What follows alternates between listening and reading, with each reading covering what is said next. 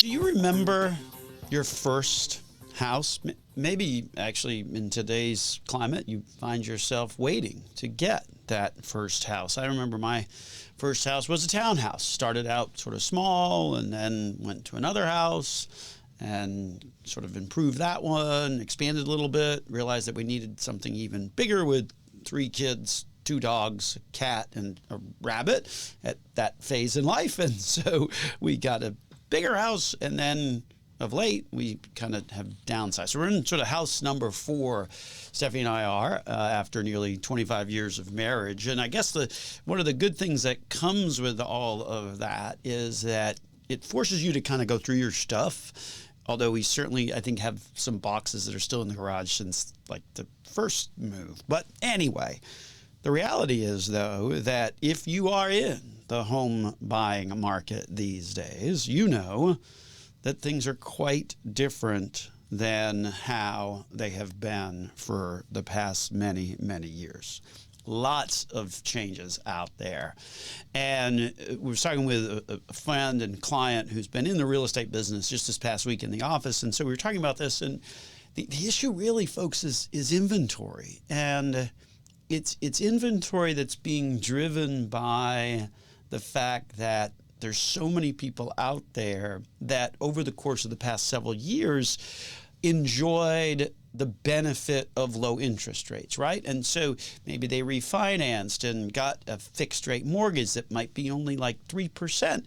And so that's really hard to give up, even if you are at that phase in life like I just described personally, where, okay, I've got a growing family. I need to go get another house because this one's just a little bit too small. I mean, townhouse is too small for a bunch of kids, and then one house becomes too small. And you get. Problem is that in today's climate, that you can't really do that, because to do that means that you might very well be leaving your 3% mortgage and winding up with a 7 or 7.5% mortgage. And that's a pretty significant difference when you stop and think about what that monthly payment is going to be. And so that's really creating a lot of tightness in the inventories, because you don't have folks doing that normal course of activity, right? So I'm thinking of the story that I just shared about what I had done personally. So in 25 years, we probably more like 30, 30, we went through 4 houses, right? We're in the 4th house now.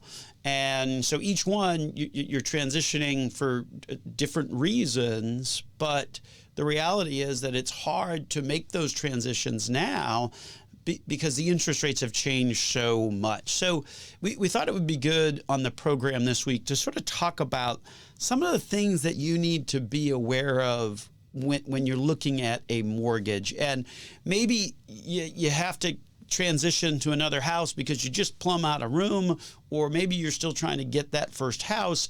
But there's things that you need to be thinking about with a mortgage that maybe you sort of knew, but probably have forgotten along the way because, frankly, the money's been really cheap. So there was some things that you didn't necessarily have to pay attention to when it came to getting a mortgage. And so we've identified 5 different things that we're going to talk about on the program to really look at how to ultimately get that best possible mortgage, particularly in a tough environment like this. So welcome into the program. This, of course, is Dollars and Cents, where we help you make sense out of all of life's decisions involving your dollars. One of Central Florida's longest running radio programs, also a top 25 financial planning podcasts. We encourage you to subscribe on your favorite podcast channel, or maybe you're a YouTuber and you like to watch the video. If you do, you can find our YouTube channel, Nelson Financial Planning, as well. Any difficulty finding any of this stuff, go to our website, Nelson Financial Planning. You'll see some icons. They'll immediately connect you over to the channels on whatever the platform is that you're looking at. When you're there, make sure you subscribe, right? And then that way you know when we upload new content. You don't have to kind of search and try and find us again. My name, of course, is Joel Garris. I'm a certified financial planner, certified financial fiduciary at Nelson Financial Planning, where we got a team of great folks who also happen to be certified financial fiduciaries. And they stand ready this week to help you change your life with a successful and cost-effective financial plan. So mortgage rates are like 7.5%. Let me just put that into perspective of how much that has changed. So let's say we could all go back in time and 2 years ago, 30-year mortgage rate at 3% on a $300,000 mortgage.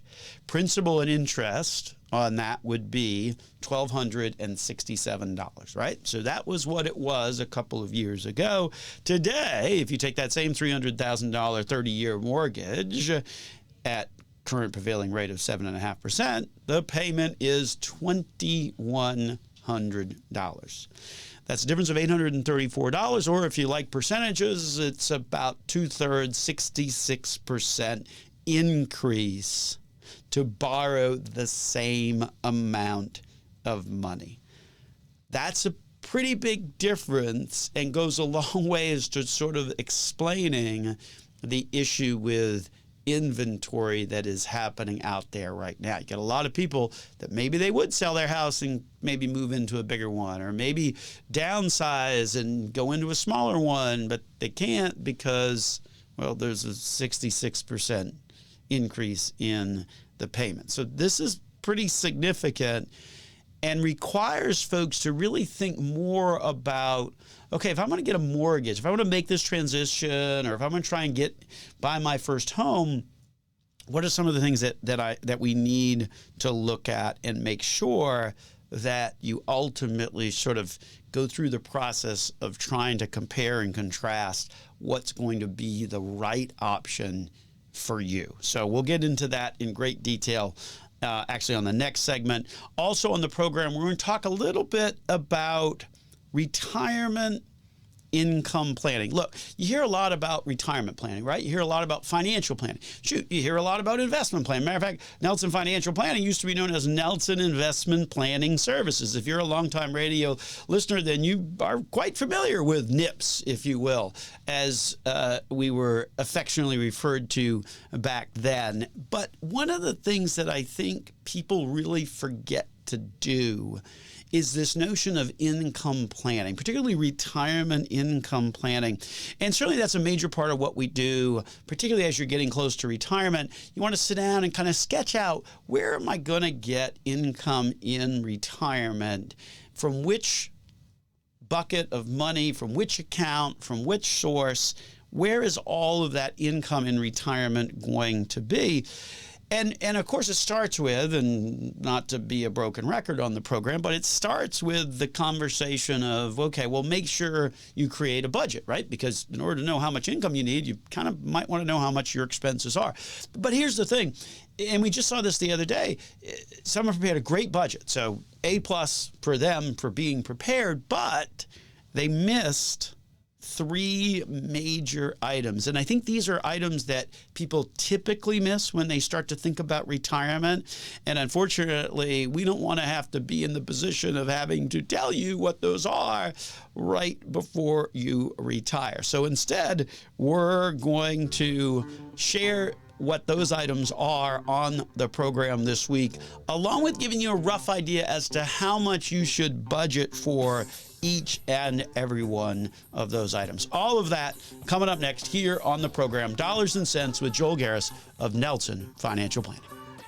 So we all know that mortgage rates have really jumped up dramatically. I mean, it's unbelievable when you stop and think about a couple of years ago, you could get 30-year fixed rate at 3%. Now, 30-year fixed rate is like at 7.5%. As we were saying before the break, the difference in payment is staggering, right? 3% mortgage for a $300,000 mortgage, it would be a monthly payment of $1,267.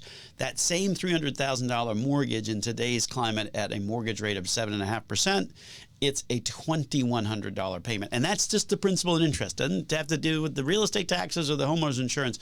That's the difference in payment, a 67% increase over what you would have had on that exact same mortgage just 2 years ago. So that's a pretty big deal, and certainly it makes it very difficult for folks to really be in this market, not only from a real estate inventory perspective, because there's not a whole lot, because anybody that's got a 3% mortgage certainly doesn't want to go to a 7.5, but for first-time home buyers as well, it's really creating a tremendous strain. So one of the things that we're going to do in this segment of the program is sort of talk about the pieces that make up a mortgage payment. And there's a total of 5 different pieces that sort of go into how much you pay on your mortgage. And so these are the things to really sort of do your comparison shopping on,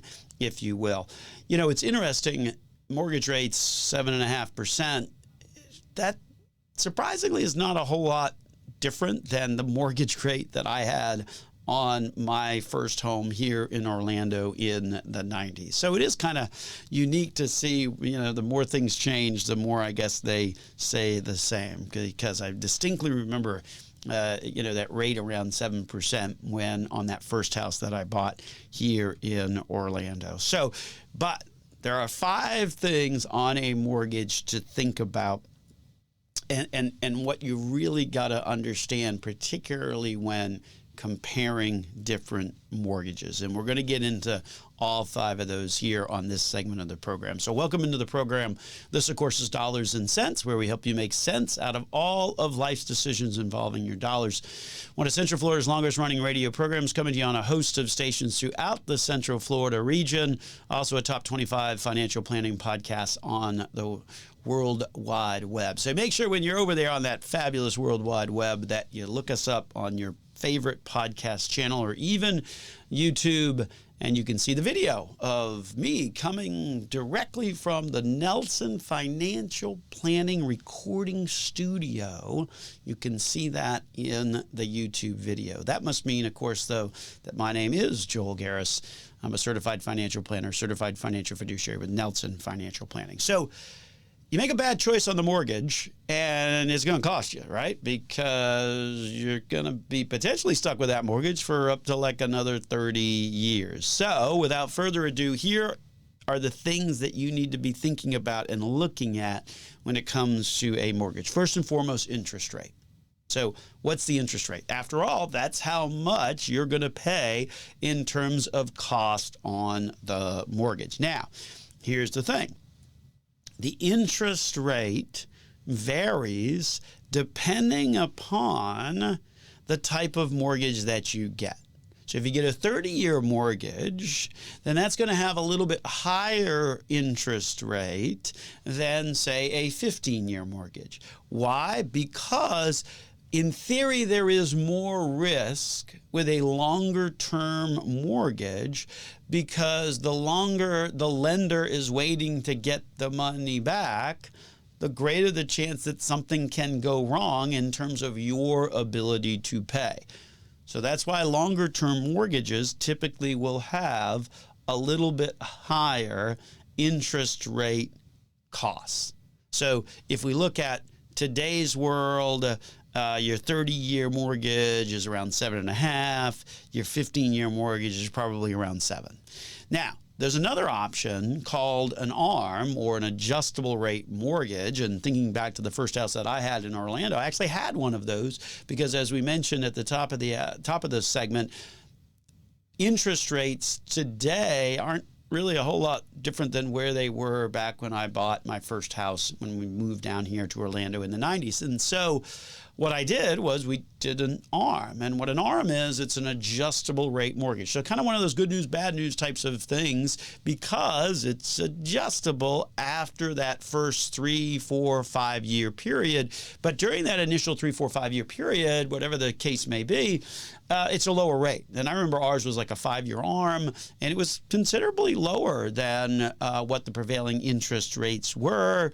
And so when you do an ARM, though, you are taking a little bit of a risk that you're going to, first of all, your credit's still going to be good. You're still going to be a good borrower when the ARM starts to expire, because you do have to refinance in order to kind of avoid what might happen when the ARM rate ends, or the ARM period ends. And then you better hope that interest rates have kind of trickled down, and that way you can refinance or sort of trade in your old mortgage for a new one, but hopefully at a lower rate because of the environment involving interest rates might have gone down a little bit. So that's how interest rates all sort of work out, and you really do have sort of three options to pick from in terms of the length or the option that you're getting for the interest rate. The longer you go, the higher the interest rate is going to be.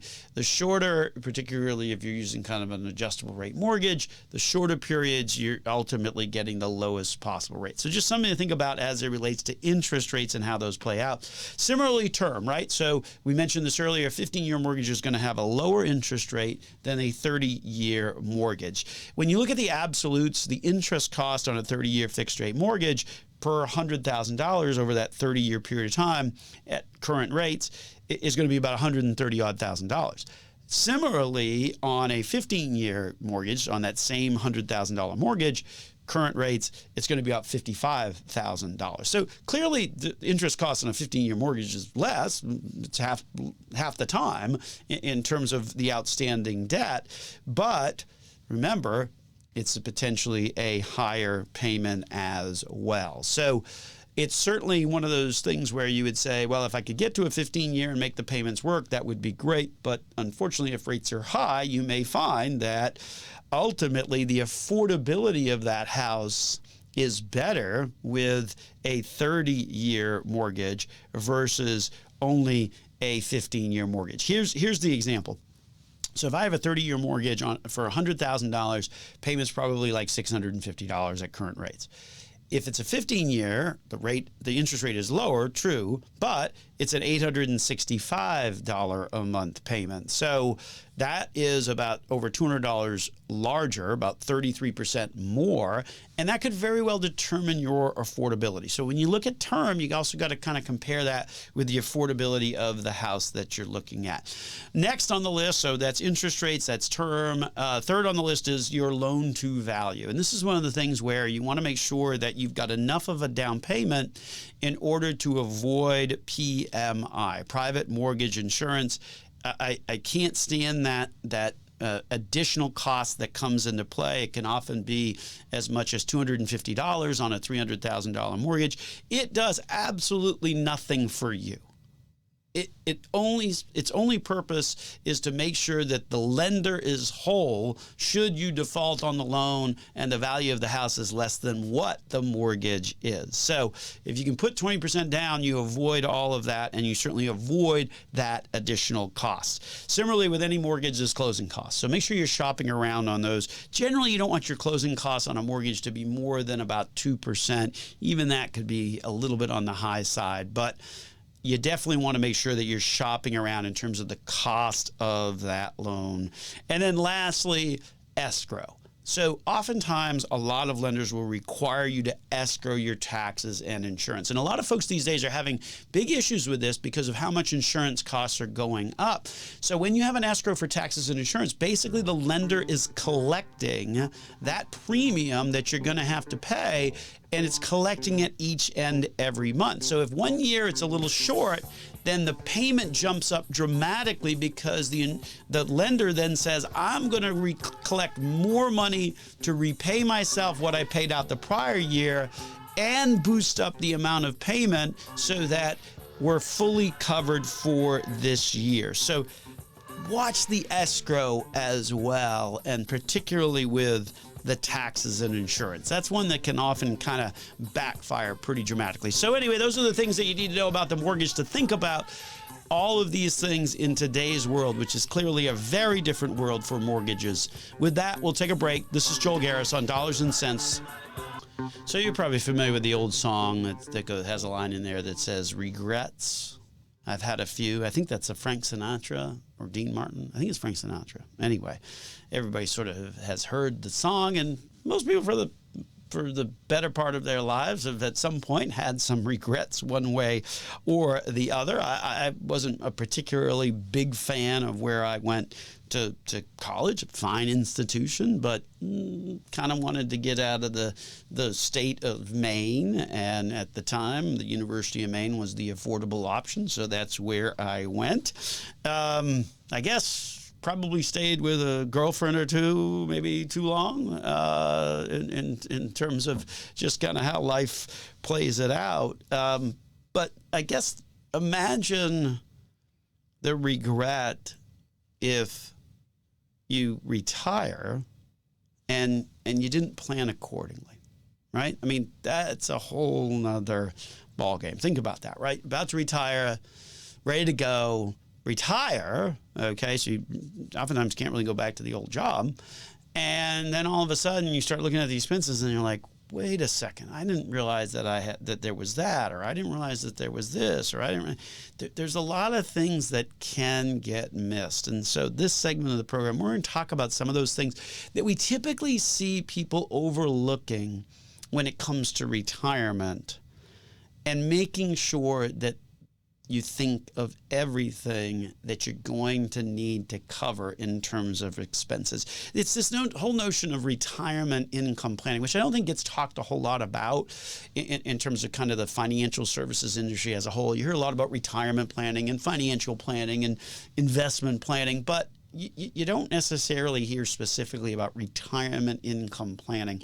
And here's why it's so important. First of all, it makes a difference where you get your retirement income from, right? Some places you're going to be able to get it and it's going to be more tax efficient. Well, that's probably pretty good to choose those options.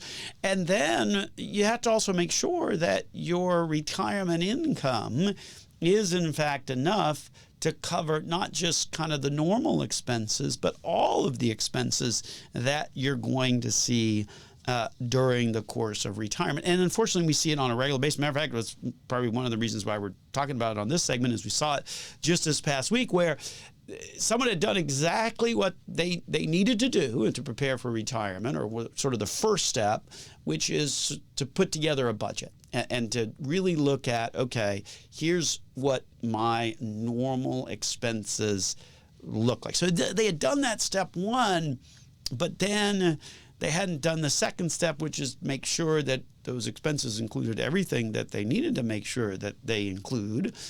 And then the other issue is to just kind of determine where to get that income from, so it isn't as tax efficient as possible. So that's really the core of retirement income and what we're going to be talking about in this segment of the program. So welcome into Dollars and Cents, where we help you make sense out of all of life's decisions involving your dollars. One of Central Florida's longest running radio programs, also a top 25 financial planning podcast. To connect with us, or if you've got questions or comments or a topic that maybe you want to hear us talk about, feel free to reach out to us through our website, nelsonfinancialplanning.com. That's where you can go and share your feedback on the program or any of the programs that you'll see on the various platforms. We've got years and years of programs lurking around out there, so I'm sure you'll find a topic that catch your interest. My name is Joel Garris. I'm a certified financial planner, certified financial fiduciary at Nelson Financial Planning, where we got a team of great folks who stand ready this week to help you change your life with a successful and cost-effective financial plan. So imagine, right, you retire only to realize that you kind of forgot that there were some things that you needed to cover that unfortunately you missed, or unfortunately you overlooked. And for us, it really boils down to sort of three distinct categories that are sort of the most overlooked categories when it comes to planning retirement, specifically retirement income planning. And we're going to give you those three. And then actually in today's world, we're going to toss in a fourth because we think that one is also important as well. So the first is a real understanding of what your healthcare and medical costs are going to be in retirement. And this is the one that I think more and more people are starting to realize this. But look, if you've been working for an employer who's been covering your health insurance, you probably don't have any idea what the real cost of health insurance is, particularly if your employer maybe is covering 50%, or if you're fortunate enough to work at Nelson Financial Planning, we cover 100%. You don't really know what that cost really is if you had to pay for it in full. And that's where the pricing can kind of shock people. It's not uncommon that if you are retiring under the age of 65, to have your monthly health insurance and other costs easily total about $2,000 a month for a married couple. That's a big number, pretty significant. Why do we draw the line at 65? Well, at 65, that's when you can get Medicare eligible. So if both you and your spouse happen to be hitting 65 at the same time, well, then that's great. But if it's not, then one of you is still going to have to pay full freight, so to speak, and the other one will be on Medicare. But understand this, Medicare isn't free. Medicare Part A is, because you've paid into that all along, but Medicare Part B requires you to pay for a monthly Medicare Part B premium. And also, because Medicare Part B doesn't cover everything, then typically you would have a supplement as well. So Medicare Part B is around $150, $175 a month. Supplements typically around $250 or so, $300 per month. So even if you are both 65, that cost is still going to be around $1,000 a month. So make sure you put that in your budget. Next is what we like to refer to as free time expense. And as the name suggests, that's the expense that comes with free time, because when you have free time, you're doing stuff. You're not going to the office, you're not going to work, and that's committing you to, a certain number of hours to sit in an office. No, you don't have to do that anymore. So you got 40 extra hours in the week to golf or travel or do whatever else, and usually doing stuff costs money. So we kind of encourage people to peg like $1,500 a month for that, in terms of covering sort of those things that you're going to be doing with your time, that all of which costs money. So that's number two. Number three, you can't forget the tax man. And unfortunately, a lot of people do, simply because you get used to getting a net paycheck, right? If you're an employee, you're getting a W-2, the employer takes care of the tax withholding, sends it off to the IRS. You don't even really have to worry about it. You fill out your tax return, it's all taken care of. But in retirement, that is not the case. You've got to budget and account for your taxes as well. And so for the typical retired couple, let's say making anywhere from $6,000 to $9,000 per month, which all of that is pretty good, decent retirement, you want to certainly budget around the neighborhood of $1,000 a month for taxes. Sometimes people budget a much, much higher amount, like an overall 20% cut of income. But usually if your adjusted gross income is around $100,000 plus or minus, $1,000 a month probably is going to be sufficient to cover that. So those are the big three that we see time and time again that people miss. Matter of fact, as we said earlier, we had someone come to the office that had missed two of those three. So number one, healthcare costs. Peg $2,000 a month if you're under 65. If both of you are over 65, peg about budget about $1,000 a month. If one of you is over and one of you is under, then split the difference, $1,500. Free time expense, you probably want to go with about $1,500 a month there. Some of that depends upon your lifestyle, how much you like to travel, whether you like to sit at the front of the plane or the back of the plane, all those kinds of things. Income taxes is the third thing. Budget about $1,000 a month if you think your adjusted gross income might be around $100,000 or so, give or take. Here's the fourth one that we're going to throw in there, and this is becoming more of an issue, and that is, of course, inflation, right? So budget about $500 in there for inflation, because that one hasn't been as big of an issue over the past several years, but inflation's here, and it's probably here to stay. So make sure you get all of that in your mix. Most importantly, make sure you're developing a retirement income plan before you retire. That's the kind of stuff that we do every day at Nelson Financial Planning. We'll take a break and return after these messages. Speaking of inflation, we saw this past week with the latest inflation data came out, 3.7% for August, an uptick from July's reading of 3.2%. So, but the good news is that the core, inflation rate didn't really change that much, just that top line. And the reason the top line one changed is that it includes energy. So the biggest contributors are sort of that uptick in inflation from July to August is being blamed on the price of gas.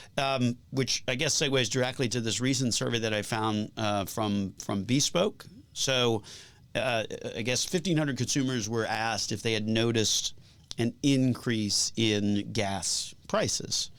And a total of 79.3% responded, well, yeah, I'm a consumer and I've noticed this recently increase in gas prices. The other 21% that didn't notice the increase in gas prices were seen riding off on their bicycles.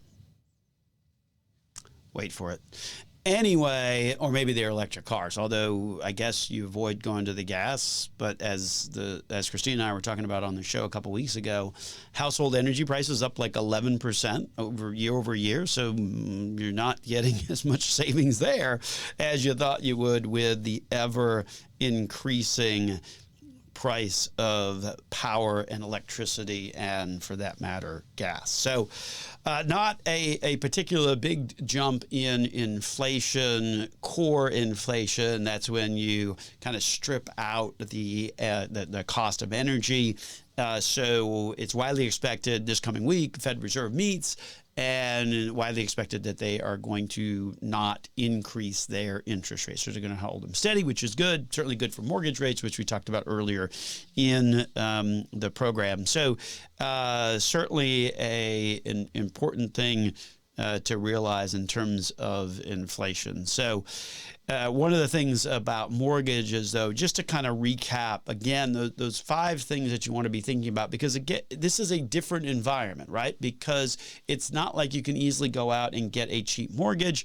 And so that is definitely changing the dynamics of purchasing a home and what you're looking at in terms of a mortgage. And so it's incumbent to really understand, okay, what goes into a mortgage, what goes into calculating out that monthly payment, and what makes up the mortgage. And so we talked about those earlier in the program.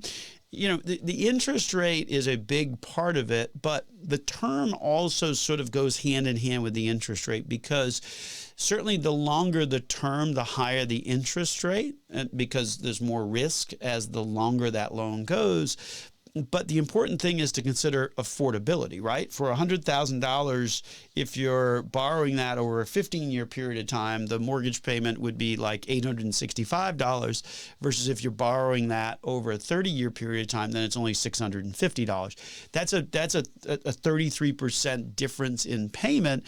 Obviously, that determines your affordability pretty dramatically when it comes to a home purchase. So that's kind of how, one of the reasons why you look at term, why you look at interest rate and sort of compare the two. In today's environment with high interest rates, maybe it's an ARM, as we shared earlier in the program, an adjustable rate mortgage where the rate is set low for those initial few years. Maybe that's an option. Certainly that was one that I have used on a personal basis back in the 90s when I bought my first home here in Orlando. Loan to value, make sure you got at least 80% or less on that, because if you're less than that, more than that, then you wind up having to pay private mortgage insurance, or PMI. That doesn't do you any good. That's purely to help out the bank. Closing costs, make sure that you shop around, right? Closing costs, great way to kind of compare lenders and see which one is the least possible amount. And then lastly, escrow. We were talking a little bit about this, and the time was kind of getting short in that segment, but when you have an escrow, that means that your lender is collecting your taxes, your real estate taxes, and your homeowner's insurance each and every month, and then taking that money and paying the bill. The problem is, and this is really happening a lot, is that because insurance costs are going up so much, it's crazy how much homeowners insurance is going up here in Florida, then a lot of these escrows wind up being short in terms of the insurance payment. And then the adjustment is not just for the current year, but then it adjusts to make up for the shortfall that happened in the prior year. So people are seeing their mortgage payments go up, $300-400 just on the basis of the change in escrow. So they say you can avoid that, and I know some loans require it, but there are also a bunch of loans that don't. And so if you can avoid that, we we would typically suggest that you want to do that, because then that way you can control sort of what those cost changes are going to be, and you're not going to have to be forced into a significant jump as it relates to your mortgage payment. So those are some of the things to really be thinking about, particularly in the current climate where you've got much higher mortgage rates. Similarly, as we were talking about in the prior segment, you don't want any regrets, right? We don't want to go through life with regrets. One of the biggest regrets that people can have is if they retire prematurely, right? Because oftentimes you can't really go back to the other job, and it's not like you can go out and find another job that was probably paying at the same amount of money as the job that you left after being there for 5, 10, 15 years. And so you've got to engage in sort of a multi-step process. And it starts with budget. Okay, always starts with budget to understand what your expenses are going to be. But most importantly, you got to make sure it's an accurate budget. And that means that you've got to include a line item for healthcare costs. You've got to include a line item for free time expense. You've got to include a line item for income taxes. And then lastly, as we were saying, might as well include a line item for inflation as well. We typically recommend for a couple under the age of 65, plan on a couple of $1,000 on the health insurance part of things. Depending on lifestyle, free time expense, that can broadly range, but generally $1,500 a month is sort of the recommendation, if you would, on that. Taxes, if you're planning on retirement income of around $100,000, give or take, it's about $1,000 a month. And then lastly, inflation on your insurance, plan on about $500 a month as well. So all that adds up, right? I mean, that's a total, if you're under 65, of $5,000 that you might potentially miss if you're just sitting down and writing out a budget based upon, well, here's the stuff that flows out of my account right now. But know that when you retire, you're on the hook to take care of your taxes, to pay your health insurance. And what are you going to do with that free time expense? So those are certainly some things to be thinking about. That's the whole concept of retirement income planning, because it's not enough to just create a budget, but you've also got to understand, have a pretty good idea of what the expenses are going to be in retirement. And then, even just as importantly, to make sure that you're taking income from places where it is as tax efficient as possible to perhaps lower that income tax rate. So again, so important to get perspective and balance out the different choices, particularly when you think about mortgages, particularly when you think about retirement and that notion of retirement income. I mean, that's something that at the office in Nelson Financial Planning, we've done hundreds of times with hundreds of people. And so it's important to get perspective and advice on these issues. So if you got any questions or comments, want to set up a conversation with us, we do our consultations absolutely free of charge. Just visit nelsonfinancialplanning.com and contact us through our website, or just call the office, 407-629-6477. Have a great week.